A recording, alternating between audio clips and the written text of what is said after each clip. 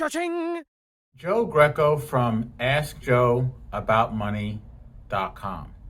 And in today's video, I'm going to be talking about where do I get started, right? Where do I get started? I talk about a lot of different things. I teach a lot of different things. But often the hardest point is, how do I start? I certainly know in my life, I felt that way. When there's things that are challenging for me, I may put them off. Where do I start? What's even the point of knowing how to get there if I don't know where to start? So today I'm going to teach you, okay, the top 3 things that you need to look at in order to get started, to get your financial life in order. If you're watching this video, there's probably some part of you that thinks, you know what, I really need to get my financial life in order, but it's just too overwhelming. I don't know where to start. Here's where you start, okay? We have to start with taking a financial inventory, because we can't change anything, we can't fix anything until we know, what do we have, right? What do we have? What are your assets? What are your liabilities? How much do you owe people?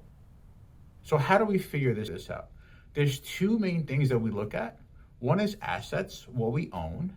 The second is liabilities, what we owe people, right? So we have to sit down, and this is something I want each of you to do, is sit down and say, okay, what are my assets? What are my assets?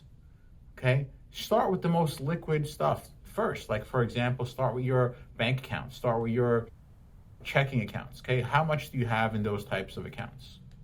How much do you have in your 401k? How much do you have in your retirement plans? List that. Any other accounts that you have, maybe you have some brokerage accounts, maybe you own some real estate, you own your home, okay? What do you own, right? So what is your assets, right? That's step number 1.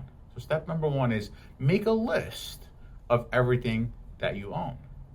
Step number 2, add up all of your assets. Step number 2 is add up all of your assets, right? So now you're gonna have a total, right? And then from there, step number 3 is to find out what percentage, right? What percentage of your assets is in each category. So for example, right? If your total assets are $100,000 and $50,000 of it is in your checking account, 50% is in your cash and checking category. And that's really important. That's a good starting point, because before we could talk about how we move forward, we have to really understand where are we now, and how we look at that is by saying, what is my percentage that I have in each of these asset classes, okay? So I would love for you to do that, and in my upcoming videos, we're gonna keep exploring this on where do we go from there. Again, I'm new at this, I'm gonna look at my sticky note. Please go ahead and share this video, subscribe, hit the bell, and thanks for watching.